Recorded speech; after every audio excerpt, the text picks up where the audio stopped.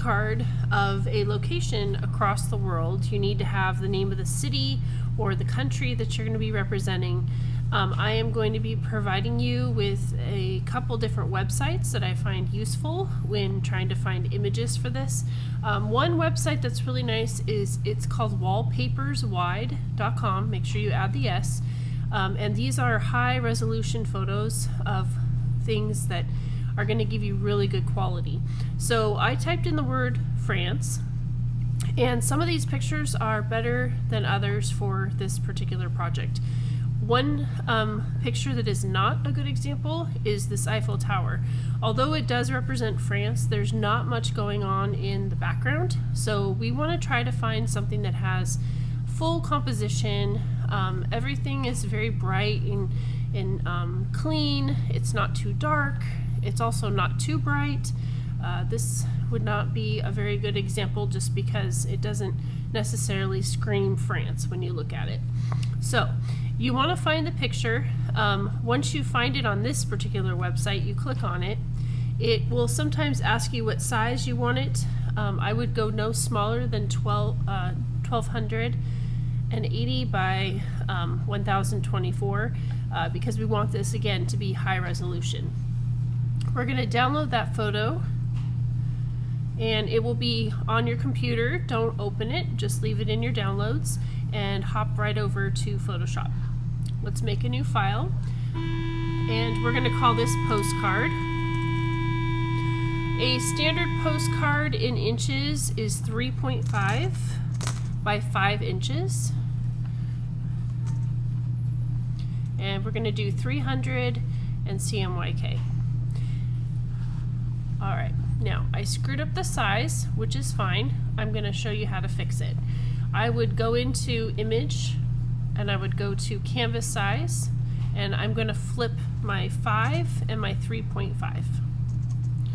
So that's a good way to correct your errors if you ever screw up your artboard. Alright, we are good to go. Now, we are going to be printing this postcard, so I want to make sure that I pay very, very close attention to my edges. Typically, a 1/8 of an inch is a good gutter measurement so that we do not take any type of font outside of that area. When I create my guidelines, I come over here to my ruler, I hold it down, and just to give myself a reference, this is half, this is 1/4, and then 1/4 of that. Okay, come down, do the same thing. And if your ruler is not in inches, that means that you set your project up for pixels or points. So I would definitely go back into Image, go to Canvas Size, and double check and make sure that this says inches. These marks do not show up on your printed project. They will just give you some guides right now for where everything's going to go. Okay, next thing we want to do is have our layers open. We can drop in our file by doing File, Place Embedded, and go to your computer, and in your downloads you should find your photo.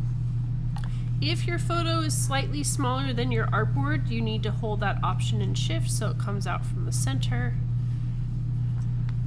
and you're going to click Return and have your picture. Let's go ahead and write the name of the country or city that you are representing here. And now I'm going to go grab my type tool.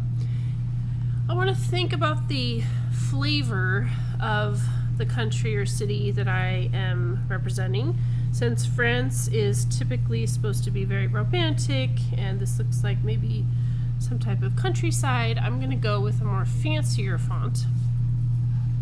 Before I click on the artboard though, I want to come up here and take a look at some of my sample type that I can use. So I'm going to pick kind of like a bolder but fancy font for this one because the postcard is going to say welcome to, and then it's going to say France. So let's go ahead with something a little fancy but not too fancy.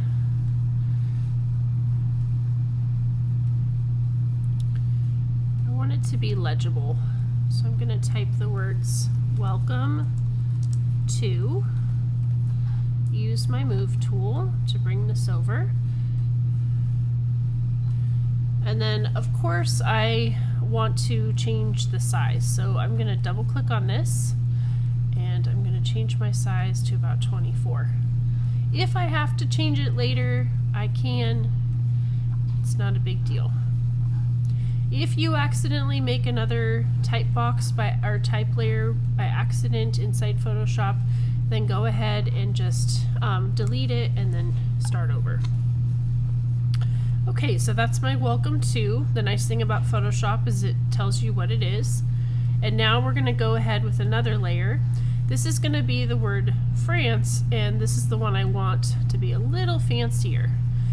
Also, like I said, make sure it's legible. You want this to be easy to read. It needs to be a little thick because we are going to be clipping a picture into the font.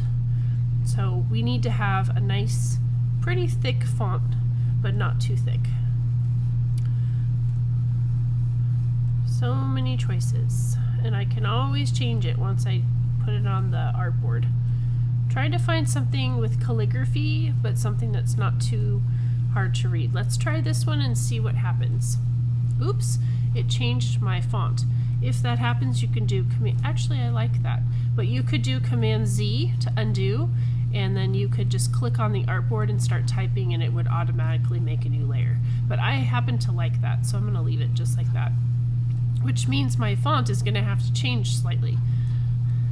Okay, this one's going to be a little bit bigger because it's my main focus. I definitely don't like that font, so let's change it. Let's try that. That might work if I make it big enough. If this is not big enough for you, you can go in and hand type the number. Just keep in mind you need to stay within your area and not go over the edges. Okay, that's not too bad. I like that. Okay, so now I have welcome to and I have France. The hard thing about Photoshop sometimes with type is that the type tool definitely can get out of control. So just keep a watch on your layers. Make sure you're not making any extra type layers that you didn't mean to. Okay. All right, we are going to take this particular photo and we're going to do Command J. That copy is going to get placed above my France. Don't freak out because it's still there. I'm going to clip it into the word.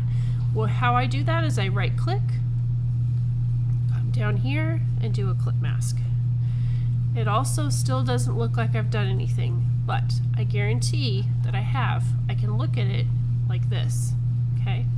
There's no distinction of the edge of this word, so it's blending perfectly into the original photo that I had.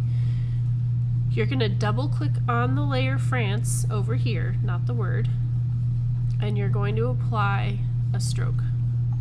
Okay?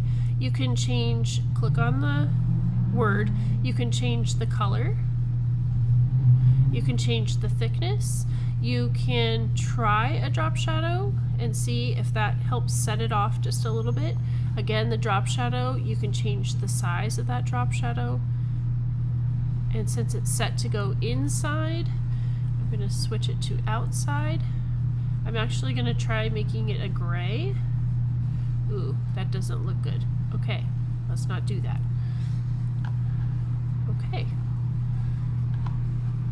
All right, make sure everything is aligned. We are talking about visual hierarchy here, so we want to definitely make sure that the viewer reads welcome to first and then moves their eye down to France. Okay. All right. You're going to find this assignment inside of Canvas, hopefully, and you should be able to get started and finish and turn it in.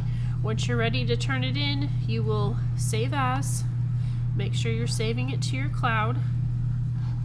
And then we're going to go ahead and export it as a PNG file. When you export, make sure you save it to your Creative Cloud files. Some of you are saving to documents and you can't find it. Okay, so Creative Cloud files. And I want to show you that file type so that you indeed are definitely giving me the right one. Okay, PNG, that's the version that I want inside of Canvas. I do not want the PSD. I would like the PNG, please.